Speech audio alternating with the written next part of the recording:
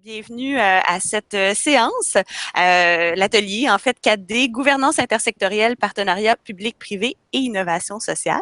Donc, je suis Valérie Michaud, je suis professeure au département d'organisation et ressources humaines à l'École des sciences de la gestion de l'UQAM et je suis aussi membre du CRIS. Donc, ça me fait plaisir d'animer cette séance. Tout simplement, je pense qu'à la deuxième journée, il y a moins besoin de rappeler les consignes, mais tout de même, je me permets de vous rappeler, s'il vous plaît, d'éteindre vos microphones. Donc, vous avez la petite vignette en bas avec le micro, de l'éteindre, s'il vous plaît, quand vous ne prenez pas la parole, évidemment, pour qu'on évite les interférences.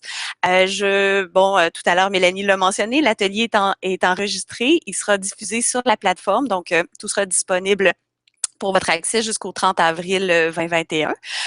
Et donc, comme pour les autres ateliers, le but ici, c'est vraiment de revenir très rapidement pour chacune des présentations en prenant pour acquis que tout le monde a visionné les capsules vidéo en amont, de sorte à libérer le plus de temps pour les échanges, les discussions. Donc, n'hésitez pas, au fil des présentations, si déjà vous avez des idées de questions, des commentaires, à les partager dans le chat. Comme ça, déjà, je repartirai de là pour animer là, le moment de nos discussions. Donc, si ça vous convient, donc on a 4 présentations et donc les partenariats intersectoriels vecteurs d'innovation sociale de Madeleine Lefebvre, Vicky Lafantaisie, Annie Bérubé et Mélinda Quentin de l'UQO. On va ensuite normalement procéder, mais on verra si on interfère, si on change l'ordre. On poursuivra avec la gouvernance en réseau et concertation intersectorielle, alliance stratégique pour construire des écosystèmes d'innovation territoriale durable de José Carlos Suárez Herrera, Chantal Mayotte et Sonia Tello Rosas. La troisième présentation est sur la philanthropie communautaire au Brésil et les actions développées par des organisations locales face aux inégalités sociales de Lydia Eugenia Calvacante. Et enfin, la dernière présentation, catalyser la prospérité par la création d'opportunités marchandes, le discours de la Fondation Mastercard sur la pauvreté, de Marie Langevin, Andréane Brunet-Bélanger, Sylvain Lefebvre et Valérie Lheureux. Donc, dans ce cas-ci, ce sera Andréane et Sylvain qui feront la présentation. Donc, sans plus tarder, je vais laisser la parole à Madeleine. J'ai reçu quelques petits mots pour vous la présenter, donc je me permets de les lire. Elle est doctorante en sciences sociales appliquées à l'Université du Québec en Outaouais, assistante de recherche et de transfert de connaissances pour l'équipe Ricochet et chargée de cours au département des sciences de l'éducation de l'UQO. Passionnée par le développement individuel et collectif, elle évolue dans les domaines de l'éducation et de la concertation depuis près de 20 ans. Et donc, ça met la table pour sa présentation. Donc, Madeleine, à toi la parole, un petit 5 minutes. Et donc, je mets mon chrono, je ferai des signes et j'ouvrirai le micro au besoin si on a un dépassement. Merci. Parfait. Merci Valérie. N'hésite pas à me couper. Évidemment, 5 minutes, c'est rapidement passé.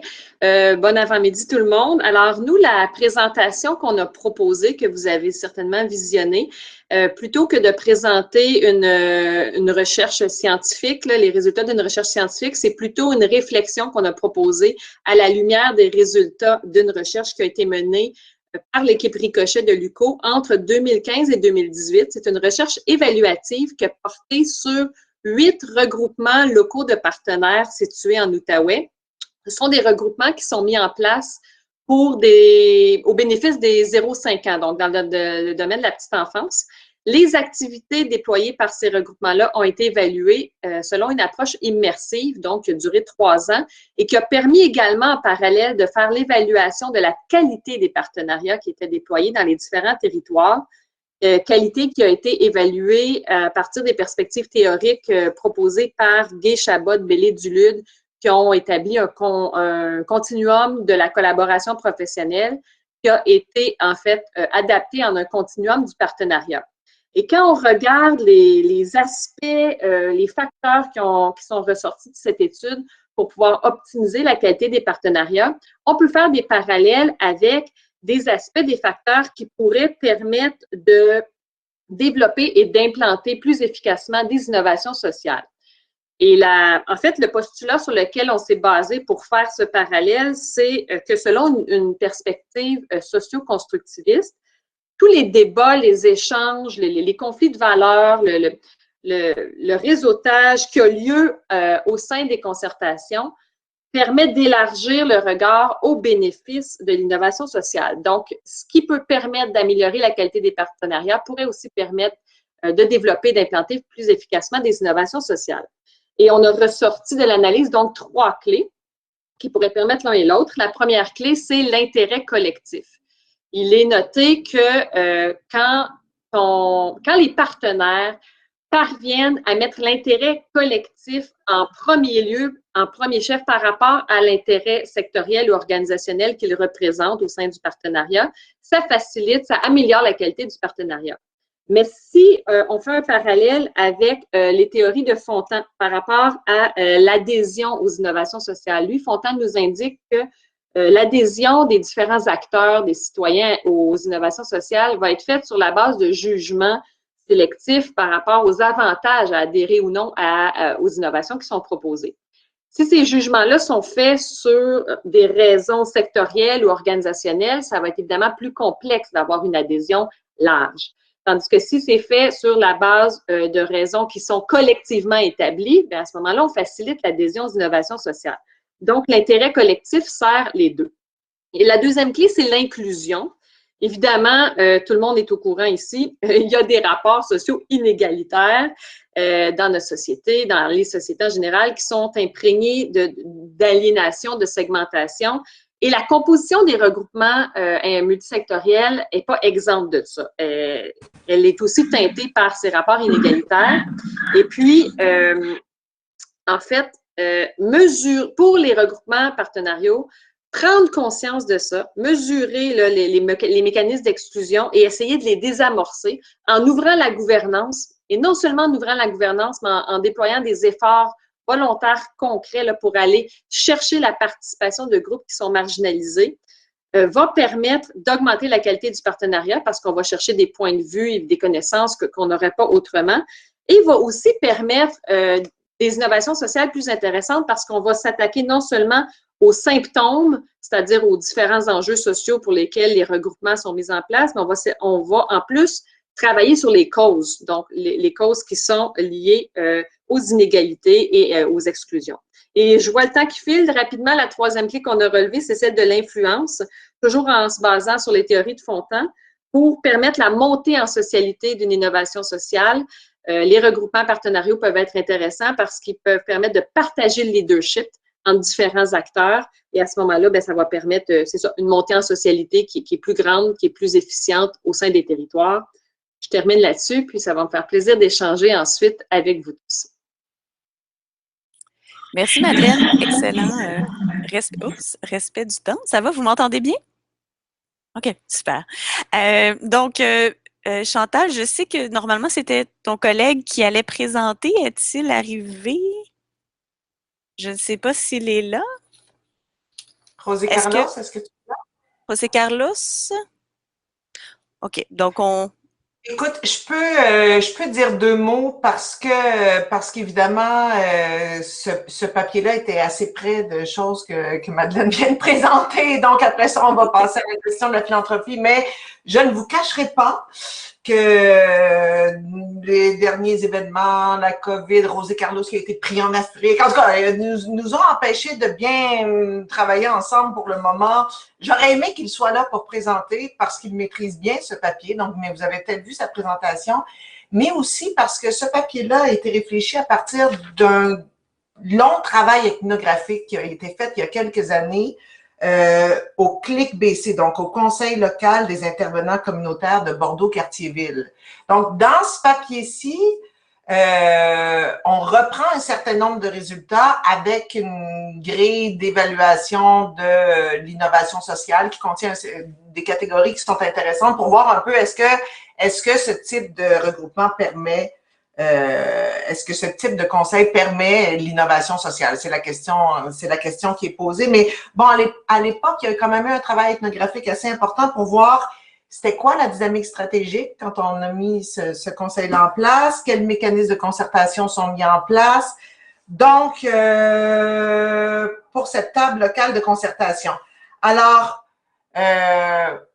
aujourd'hui, il reprend les résultats pour se demander en quoi est-ce que ces tables-là permettent la construction d'écosystèmes sur un territoire ou la co-construction d'écosystèmes sur un territoire, et à partir d'une grille d'analyse qui a été faite à la fois, je pense, qui est à la fois qui vient du milieu académique, mais aussi du milieu des praticiens. Donc, une grille d'analyse où on regarde, est-ce que finalement ces initiatives permettent de répondre à des besoins sociaux, ça, bien sûr.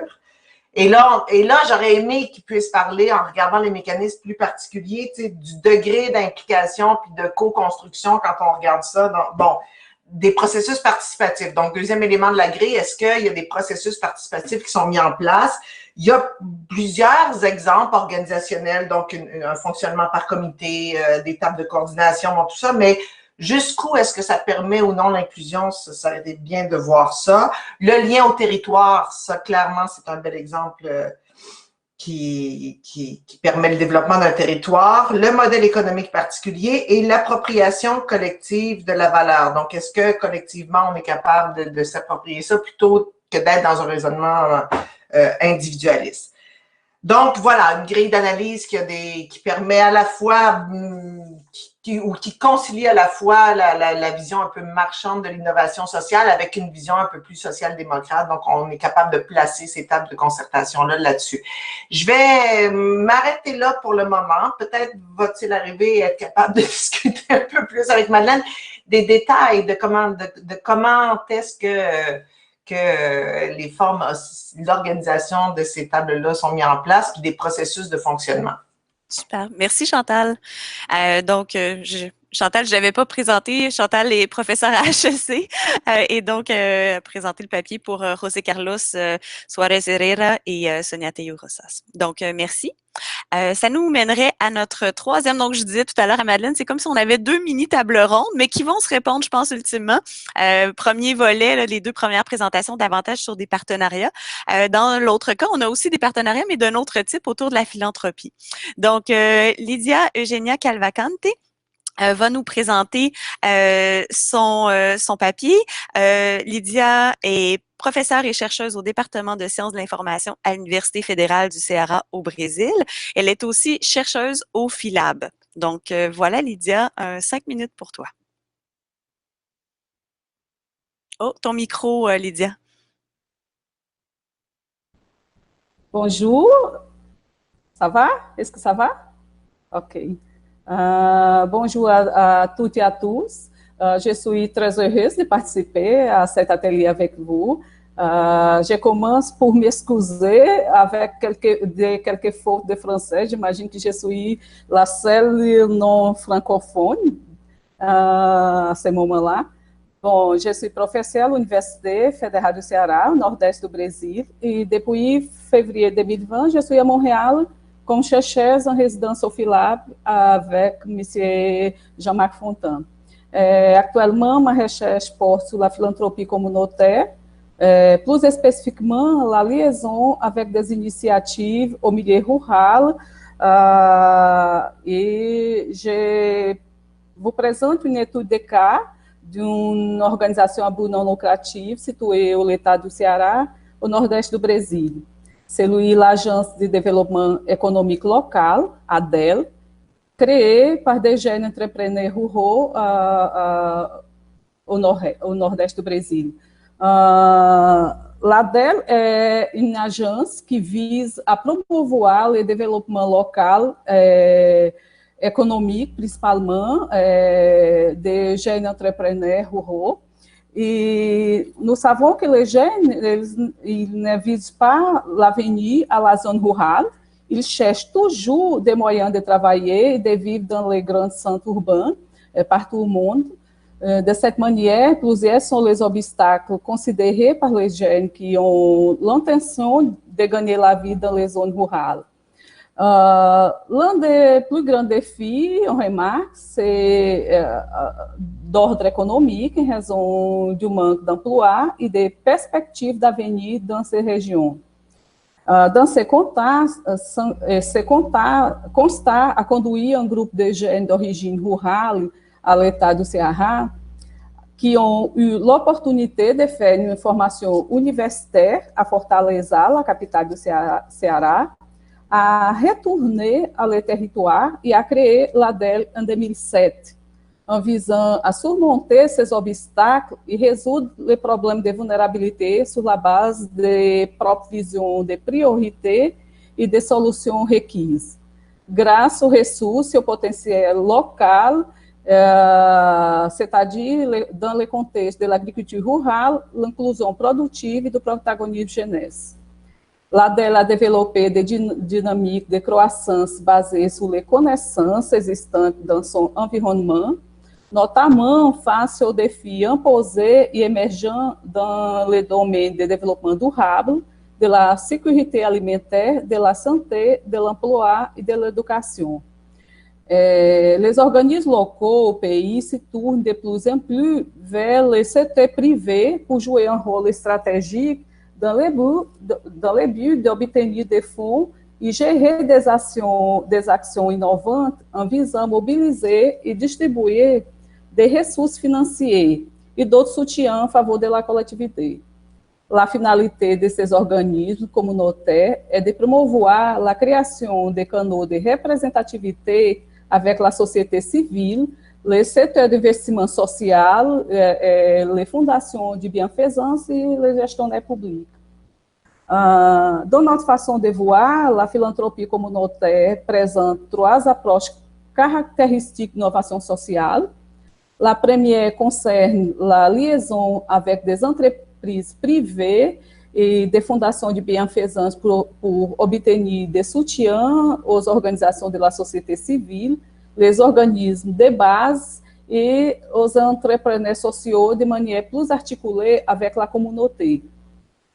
La deuxième approche se penche sur les soutiens à des thèmes très actuels et très importants pour le pays, qui sont le renforcement du pouvoir des femmes, la sécurité alimentaire, la gouvernance inclusive, la diversité et les questions raciales, plus spécifiquement les communautés noires, autochtones et quilombolas.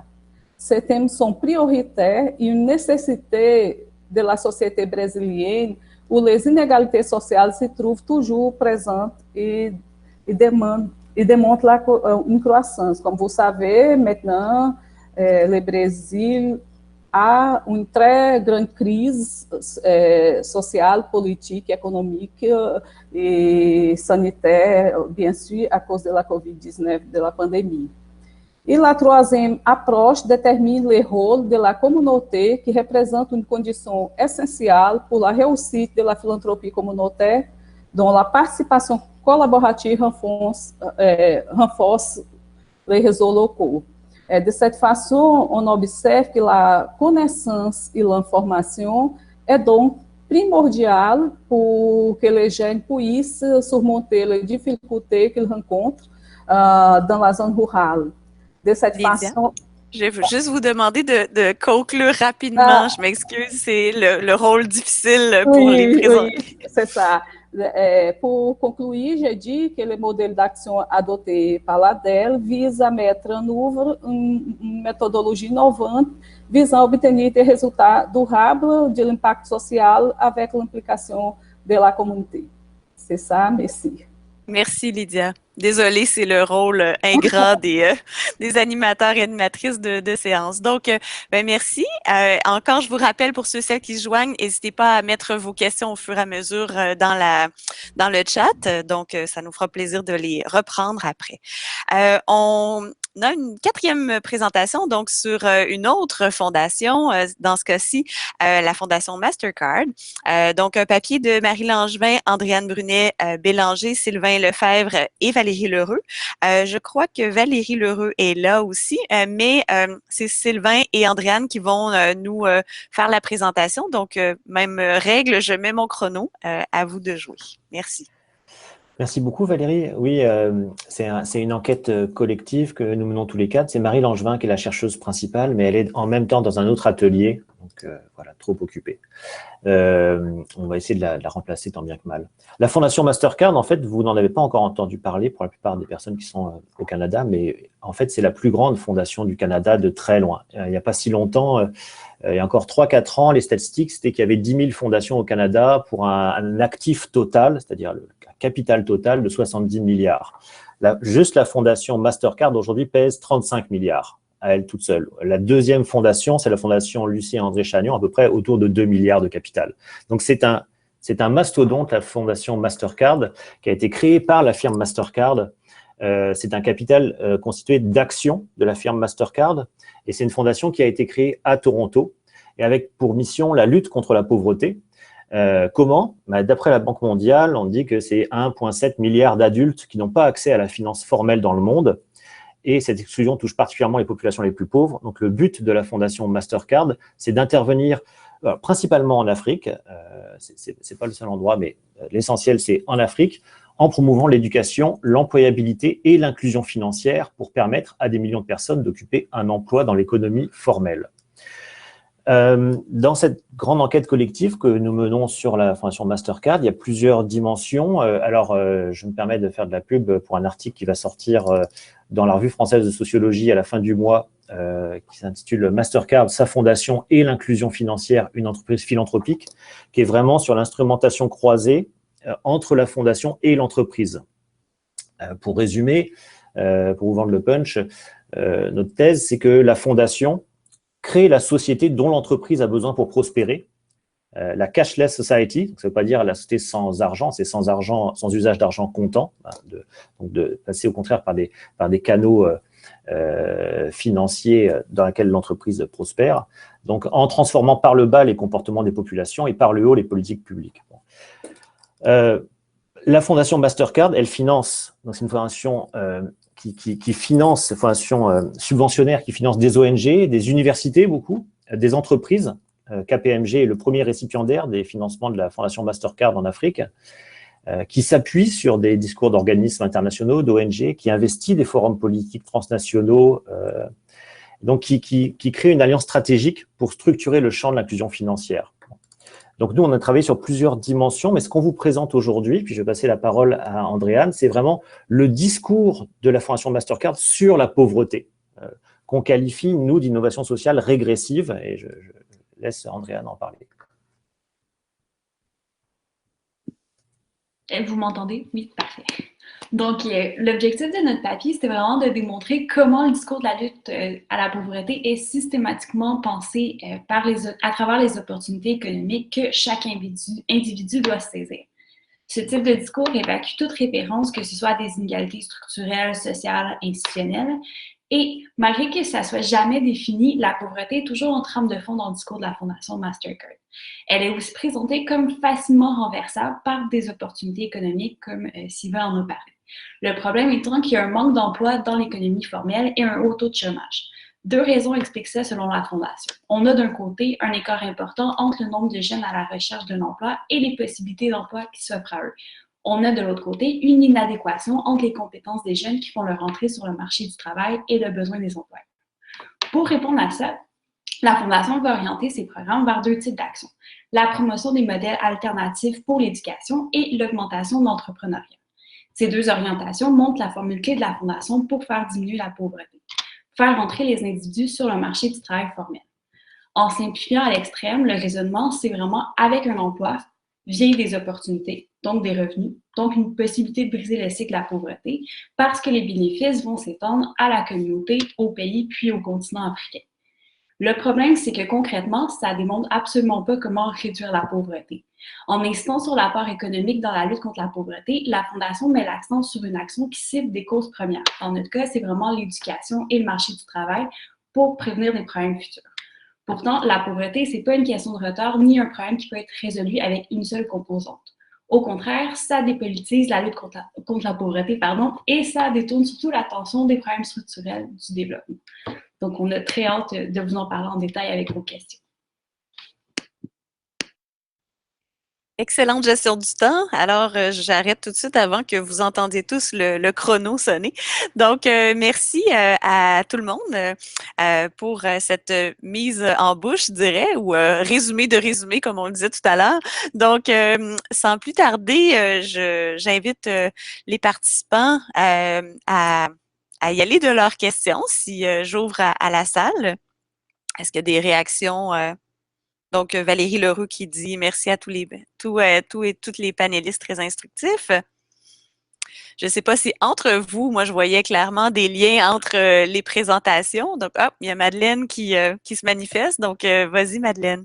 Oui, je me suis manifestée. Merci tout le monde. Effectivement, c'est intéressant. Puis oui, il y a des liens. Je pense qu'il y a des complémentarités aussi entre les présentations. Moi, j'avais une question pour Lydia, parce que j'avoue que le domaine philanthropique, c'est vraiment très loin de ce que j'étudie. Puis, je me demandais, tout ce dont vous avez parlé là, de la philanthropie communautaire au Brésil, c'est quoi? Je l'ai peut-être pas bien saisi parce que j'ai écouté la vidéo, peut-être que ça a été mentionné, mais j'ai pas saisi d'où ça origine. Est-ce que c'est dans le fond, les communautés qui ont mis ça en place puis qui ont sollicité le secteur privé, ou est-ce que c'est le secteur privé qui a voulu être bon joueur et se lancer dans des luttes sociales? Et je me demandais, où est-ce que c'est le gouvernement qui a dit vous devriez, ou qui a incité d'une certaine façon? Ça aussi, c'était une de mes sous-questions. Est-ce qu'il y a des incitatifs gouvernementaux pour le secteur privé à participer dans cette entreprise de philanthropie sociale-là? Oui, merci pour la question. Au Brésil, la participation du gouvernement, c'est très faible, principalement à ce moment-là. Le mot philanthropie au Brésil était toujours situé dans un domaine très était situé dans un domaine très religieux et politique, pas dans un bon sens. Et maintenant, après les années 90, on perçoit une transformation de les mots, et pour ça, au Brésil, s'utilise beaucoup le mot investissement social par la philanthropie, à cause de cette liaison avec les intérêts politiques et les intérêts religieux. Pour ça, la société civile,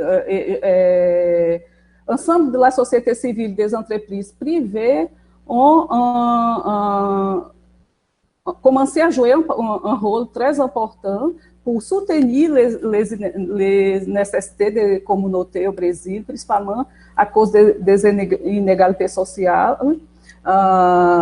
Il y a beaucoup de projets qui sont financés par des entreprises privées et qui donnent l'argent pour des communautés, pour des organisations communautaires, pour gérer dans les buts de résoudre des problèmes de la communauté par rapport à la pauvreté. Et pour ça, on utilise le terme de la philanthropie communautaire, parce que la communauté a un rôle très important de promouvoir l'accès à l'argent, pour promouvoir l'accès, les financiers, les ressources donnés par les institutions de bienfaisance. Merci, Lydia. Donc, de ce que je comprends, c'est qu'on a plus une approche plutôt endogène dans le cas du Brésil versus notre autre cas qui est un peu un extrême plutôt exogène. D'accord. Ben, merci. On a quelques commentaires, questions déjà qui se pointent dans le chat, donc je vais les reprendre ici.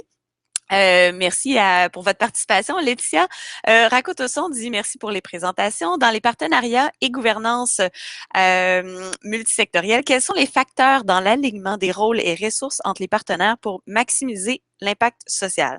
Donc, j'en comprends une question principalement dirigée vers les deux premières présentations, mais si vous avez des choses, Sylvain et Andréane ou Lydia, à ajouter, n'hésitez pas. Madeleine, je peux te donner la parole si tu veux. Oui, oui. OK, d'accord. Ben, les facteurs, on pourrait en parler longtemps. En fait, là, il y a différents dans les rôles et les ressources, là, le partage des ressources. Première chose qui me vient en tête liée à la recherche là, sur laquelle est basée la présentation que j'ai effectuée, c'est la reconnaissance ou, comme je le disais, le fait que l'organisation qui est derrière parce que chaque partenaire est là pour représenter des intérêts aussi. Hein. Les partenaires ils flottent pas, là, ils appartiennent à une organisation ou à un secteur privé, public, communautaire, peu importe. Et quand ils arrivent à la table multisectorielle, ils ont ce rôle à jouer de représenter leur institution.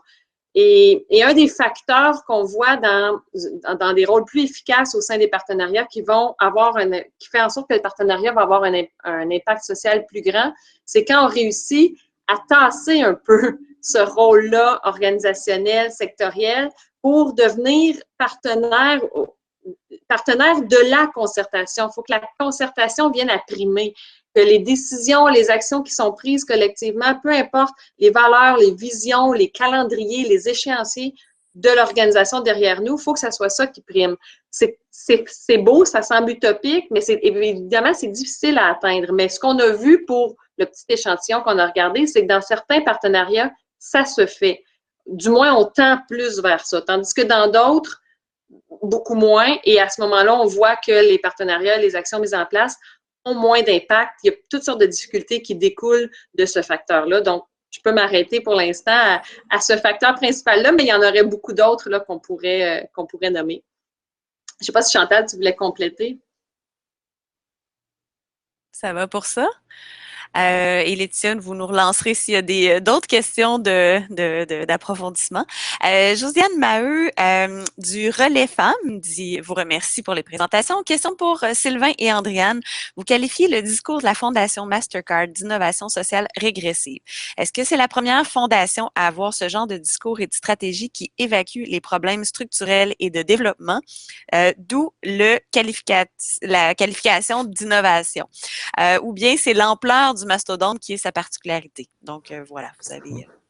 Oui, je peux y aller, puis Andréane, tu pourras compléter. Quand on parle d'innovation sociale régressive, en fait, là, on est dans un colloque où on s'interroge sur la question de la justice sociale. Puis, on avait la conférence hier de Nancy Fraser. Puis, un repère quand même intéressant, quand on parle de justice sociale, c'est s'intéresser aux 3 éléments. Donc, c'est-à-dire… Nancy Fraser parle de parité de participation, donc la question de la redistribution, la question de la reconnaissance et de la représentation.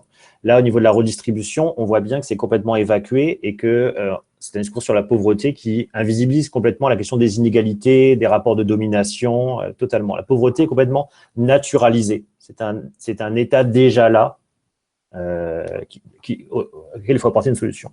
La question de la reconnaissance, là, on voit bien que il n'y a pas du tout de reconnaissance des manières de vivre des populations les plus pauvres. Au contraire, leur comportement est un problème. Leur rapport à l'épargne, leur comportement économique est un problème à régler.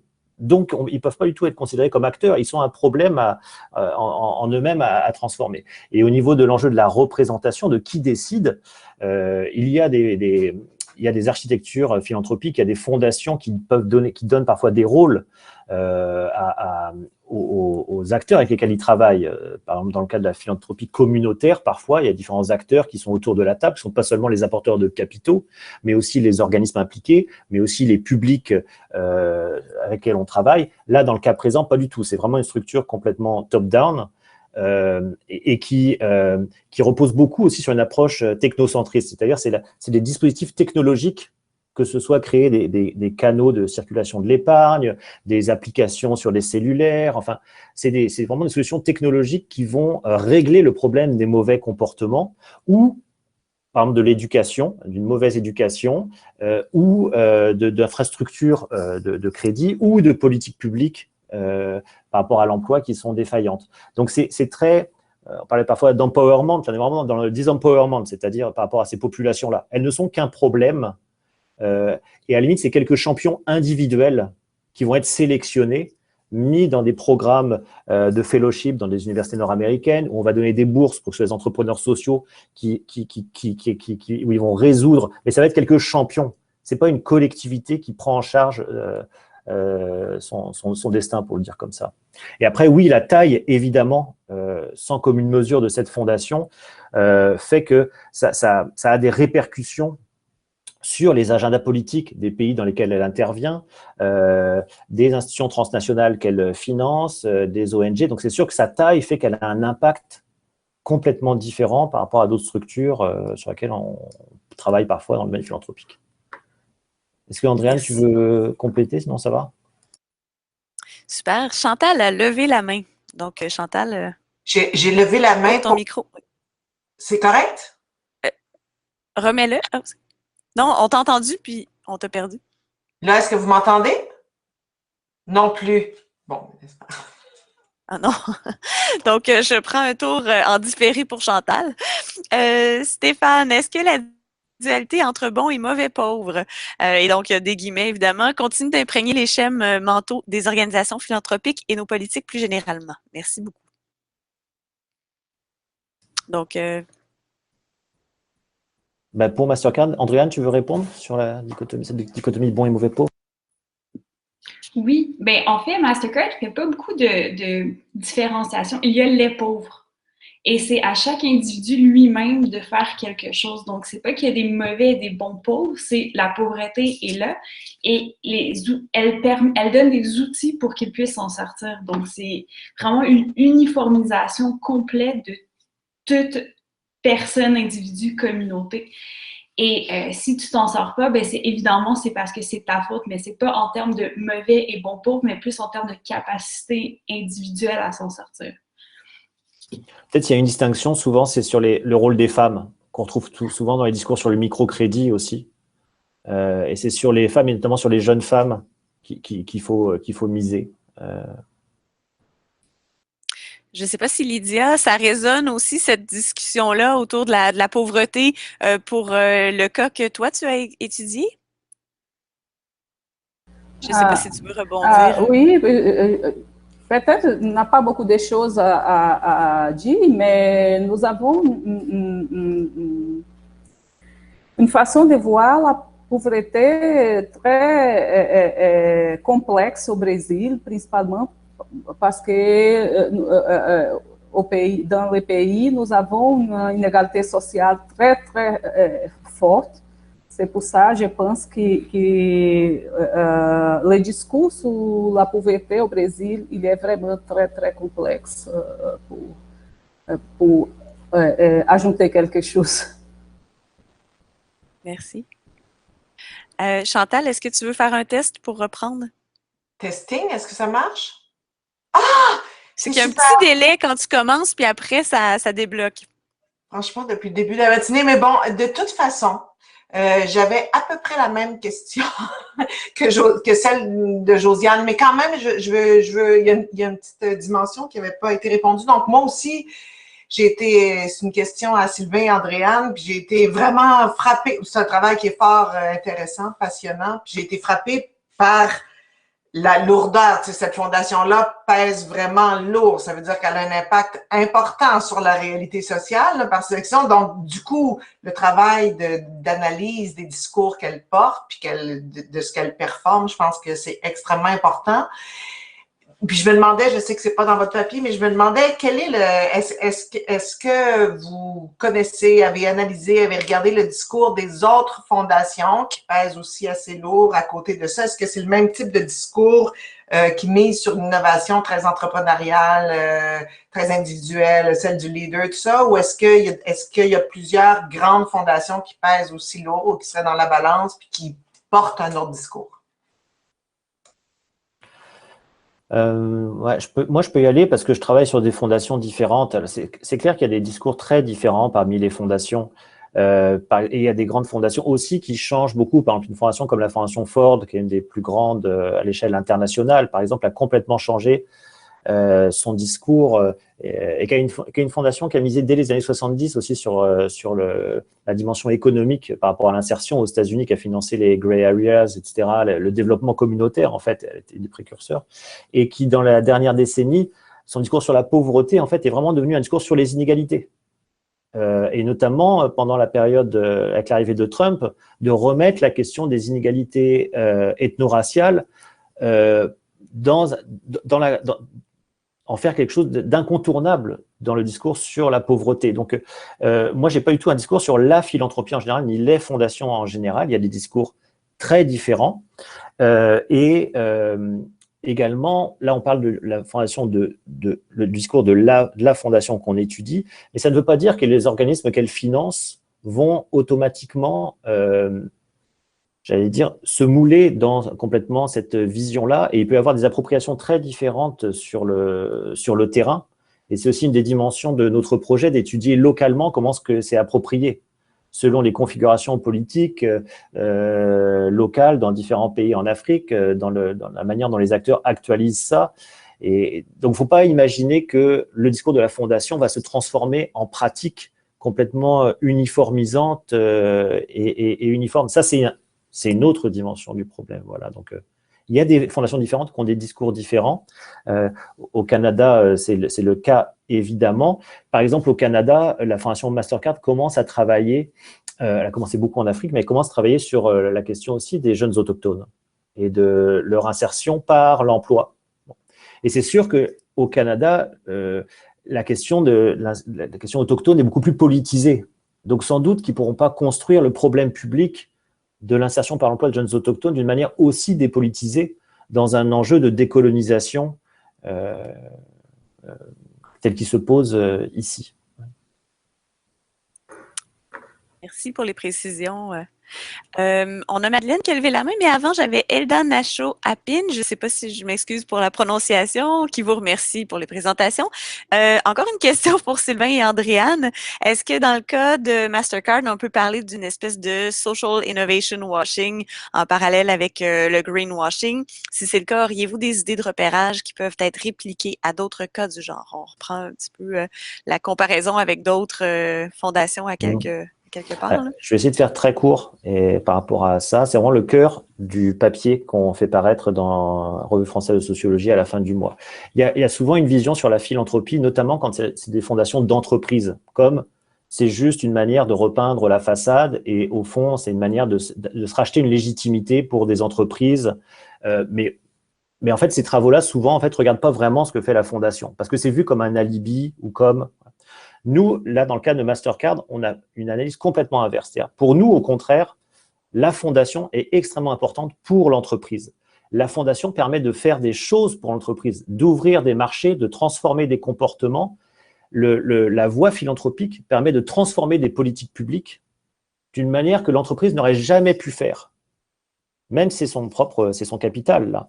Mais les bras philanthropiques permettent de faire une transformation de la société que l'entreprise elle-même n'aurait pas pu faire. Elle n'aurait pas pu avoir sur son CA, comme c'est le cas de la fondation Mastercard, des anciens présidents de pays, des gens et investir des arènes politiques aussi importantes, d'être un acteur aussi décisionnel dans les politiques publiques. L'entreprise n'aurait pas pu faire ça. Mais sa fondation le peut, et en plus en ayant le privilège fiscal qui fait que, évidemment, ces ressources-là bénéficient du privilège fiscal. Donc, il y a des rétributions fiscales, des gratifications symboliques, une habilitation politique que permet la philanthropie. Et donc pour nous, c'est pas du tout, j'allais dire, comme on le voit souvent sur le discours sur la philanthropie, c'est-à-dire c'est un alibi, puis c'est une diversion que fait l'entreprise. Pas du tout dans le cas ici. C'est absolument stratégique et déterminant pour l'entreprise Mastercard, puisque sa stratégie à Mastercard, dans son déploiement, c'est d'investir ces milliards de personnes qui sont en dehors des marchés du crédit, en dehors des infrastructures de crédit. Donc, c'est tout le bas de la pyramide, là, dont elle dit c'est le futur en termes de marché à investir. si je comprends bien, puis je me permets quand même une petite intervention ici. Dans le fond, initialement, quand j'ai vu les 4 présentations, je me disais, ben, où est le partenariat ou l'intersectoriel dans le cas de Mastercard? Je le voyais moins, mais si je comprends bien, donc, ce que j'entends, Sylvain, c'est qu'à l'intérieur même de la structure de la fondation, c'est là qu'on va réussir à aller amener des acteurs et avoir un pouvoir politique, etc. Donc, il y a quand même quelque chose d'intéressant quand, dans le fond, c'est en interne, finalement, qu'on réussit à avoir un levier aussi important du fait du capital.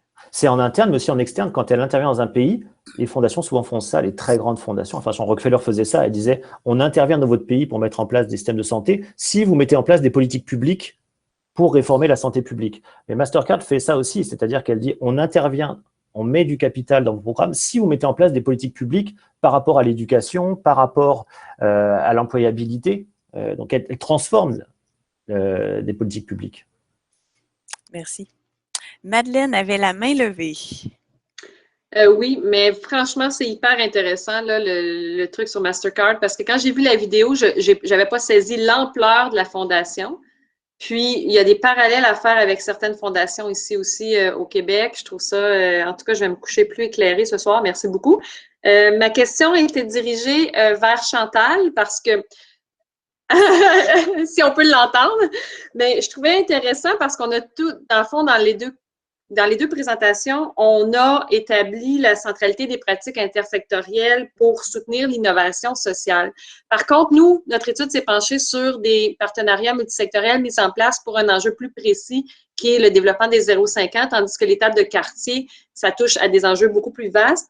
Je me demandais simplement, parce que ça, c'est une question liée à mes intérêts de recherche au niveau du doctorat, quelle est la place des élus locaux au sein de ces tables de quartier-là? On parle de gouvernance démocratique. Est-ce que, puis au regard aussi de l'évolution de la place des élus récente, de l'évolution récente par rapport au développement des territoires, est-ce que les élus soutiennent, valorisent, intègrent, participent à ces tables-là? Ça c'était ma question plus précise. Je ne sais pas si vous pourrez répondre parce que je ne suis pas certaine dans quelle mesure vous avez fait le travail terrain ou connaissez la structure là, du CLIC Bordeaux-Quartier-Ville? C'est pas moi qui ai fait c'est pas moi qui ai fait le travail de terrain, donc j'aurais du mal à te répondre. Puis ce travail de terrain date, parce que tu l'as dit toi-même dans ta propre question, mais tu sais, est-ce que dans les dernières années, récemment, il y a une implication plus grande? On pourrait penser que oui, tu sais.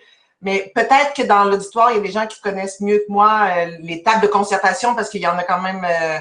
Et c'est un mécanisme qui est vraiment porté au Québec par les gouvernements. Là, donc, appel à tous. Appel à tous. Donc, la question reste en suspens. Je vais poursuivre mes études doctorales là-dessus. C'est bon. En fait, moi, je voulais juste m'assurer de bien comprendre. Il y a une précision de Stéphane aussi, donc que je vais lire après. Mais donc, Madeleine, finalement, si je comprends bien, à la base, la recherche évaluative porte sur la qualité des partenariats. Et donc, c'est comme si on met de l'avant le fait que la qualité du partenariat est susceptible d'influencer la capacité à soit adopter ou générer des innovations sociales. Absolument. Et je me demandais, est-ce que tu peux nous parler justement des innovations sociales en question qui ont potentiellement émergé, des cas, s'il y a une comparaison entre 8 cas, si je ne m'abuse, oui. Quelles sont celles qui ont les collaborations, les partenariats qui ont été les plus fructueux, puis quel genre d'innovation sociale en a émergé justement? Ben, si j'entre dans le concret, non, c'est bien. Mais si j'entre dans le concret, là, vraiment, tu sais, des innovations sociales qui ont émergé, c'est des nouveaux processus. Par exemple, c'est dans divers dossiers, là, mais on va prendre en transition vers le préscolaire. C'est des nouveaux processus qui sont mis en place où on va intégrer davantage de partenaires, on va faire des actions sur une plus longue durée. Fait que des nouvelles façons de faire qui dérogent du cadre habituel, peu importe le domaine. Mais ce qu'on a noté, c'est que les 8 partenariats mettaient en place des actions qui se veulent novatrices puis des nouvelles façons de faire. Mais dans les partenariats où il y avait une plus grande qualité partenariale, ces actions-là étaient portées par tous puis étaient comme mieux implantées et plus durables aussi. Parce que ça a duré 3 ans et puis ça bouge beaucoup au sein des regroupements partenariaux. Hein. D'une année à l'autre et même d'un mois à l'autre, les intervenants changent et puis Et puis, les actions, des fois, vont et viennent, tandis que dans les milieux où la qualité partenariale était plus riche, ces actions-là étaient plus durables. Donc, mais je réponds plus ou moins à ta question. Tu voulais des exemples concrets. Je t'ai parlé de transition vers le préscolaire, mais il y aurait toutes sortes d'autres exemples. C'est vraiment des projets là, très, très précis, dans des domaines très précis qui visent le développement des 0-5 ans. Mais ça fait en sorte que ces actions-là étaient plus portées à par l'ensemble des partenaires sur le territoire et plus durables dans le temps. Merci. Stéphane nous fait une petite précision sur tout à l'heure en lien avec la question des bons ou des mauvais pauvres, là, et je remets les guillemets. Donc, depuis la fin du Moyen Âge, l'acceptation des inégalités s'est imposée au sein de la pauvreté en se fondant sur le double critère du lieu et du travail. Sont donc qualifiés de bons pauvres ceux d'ici, la paroisse, la région, le pays, et les invalides, handicapés, personnes âgées, qui doivent être aidés. Les autres qualifiés de non méritants, les paresseux. Donc, voilà, je vous partage la précision. Sylvain nous dit pour Lydia, est-ce que tu as observé comment les élus politiques, gouvernement local ou plus central, réagissent à la montée de cette philanthropie communautaire là, dans le cas du Brésil?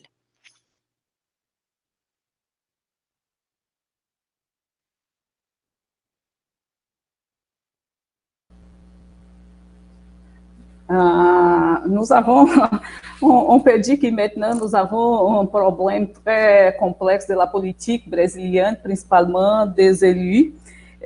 On dit que dans le contexte de la philanthropie communautaire, nous pouvons remarquer que le rôle de le pouvoir public, il n'a pas une implication significative, au contraire.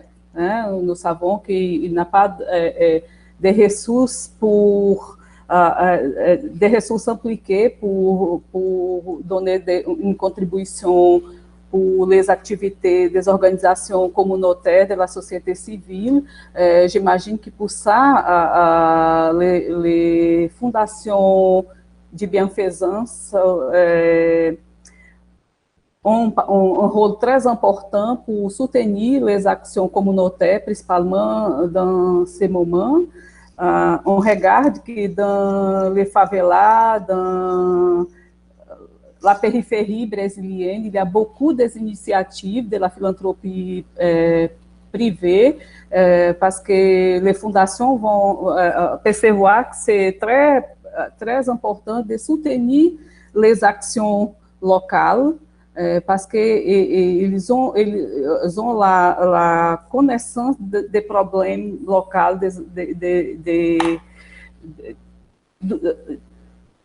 de comment la philanthropie communautaire va régler l'argent, va régler les dons dans sa propre vision de voir les problèmes communautaires. Mais n'a pas de influência do gouvernement pour ça, de pouvoir public, malheureusement.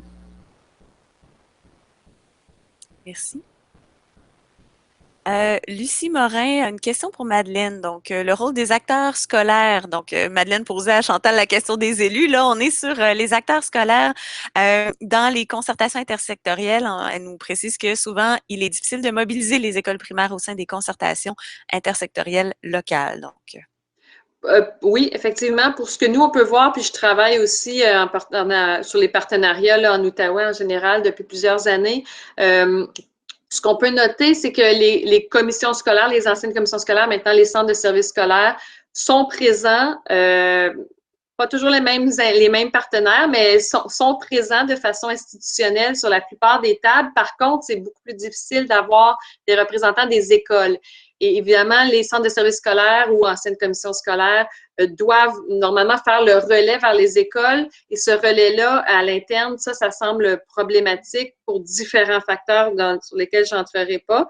Et aussi, ça m'amène à dire que on a regardé la constitution des partenariats, des 8 partenariats dont on a évalué la qualité. Et puis, c'est somme toute similaire d'un territoire à l'autre.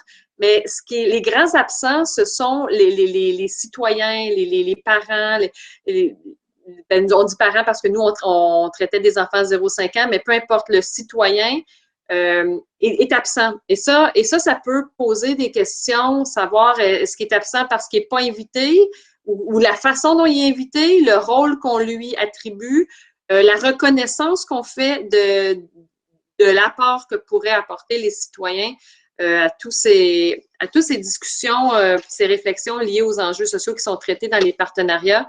Ça soulève des questions qu'on a relevées aussi dans certains articles qui ont été écrits au sujet de l'étude.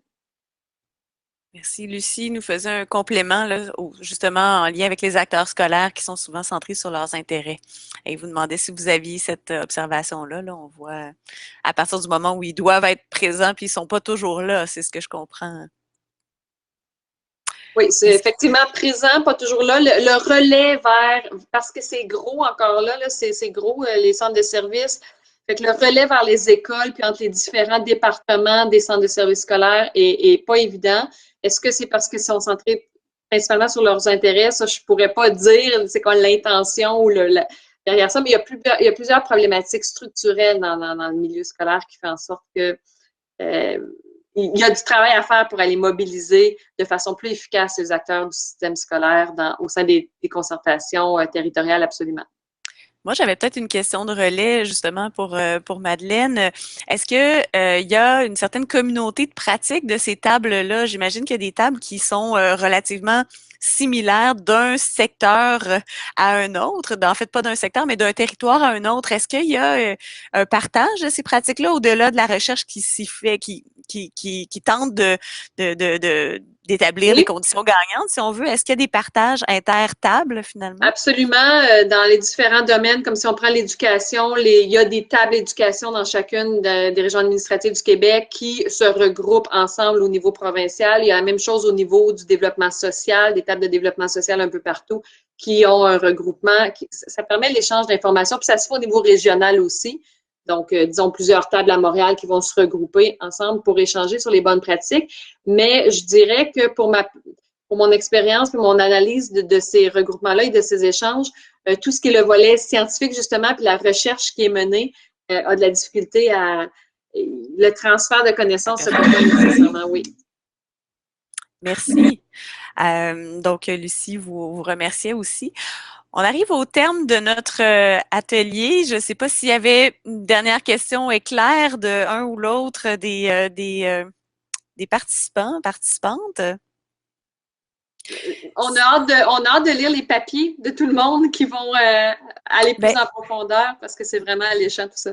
Normalement, en fait, ils ont été déposés hier en cours de journée, si je ne me trompe pas. Moi, j'ai pu les survoler hier soir. Là, j'ai réalisé qu'ils y étaient désormais. Donc, vous êtes invités évidemment à aller les télécharger. De la même façon, donc je rappelle que notre atelier était enregistré et sera disponible jusqu'au 31 avril. Donc, je vous remercie pour votre participation. Je remercie les participants aussi. Donc, dans la foule des questions qui ont été générées.